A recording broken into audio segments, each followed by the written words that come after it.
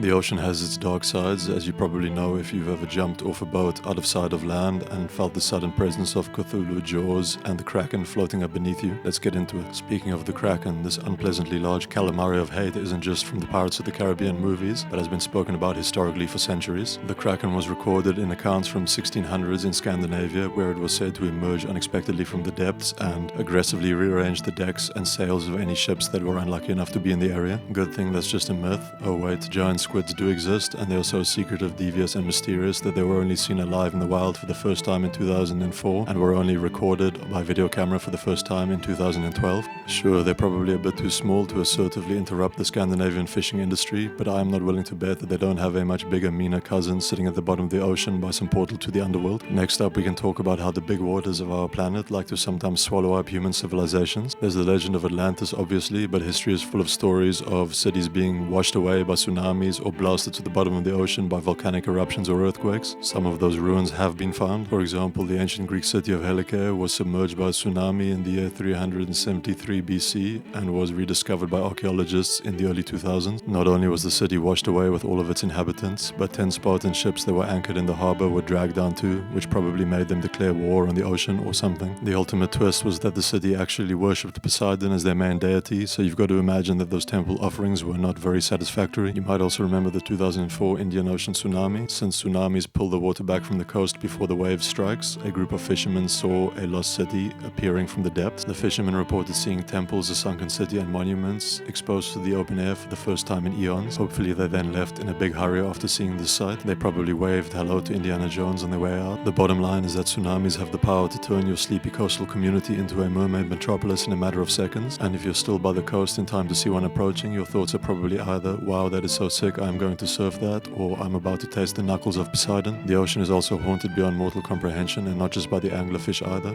There are so many supernatural tales about the high seas that the dolphins and orcas must live in a constant horror movie. There are flashing lights, noises that no one can explain, and ghost ships like the Flying Dutchman that appear just before your life gets far too interesting. Then there are the historically documented abandoned ships like Maria Celeste, which was discovered chilling in the Atlantic Ocean with no damage done to the ship and absolutely no sign of its crew. One theory is that a water spout scared the crew into leaving, which as far as I'm concerned is about the same as ghosts. So anyway, guys and girls, have a good time at the beach this summer. Remember to wear sunscreen and drink water.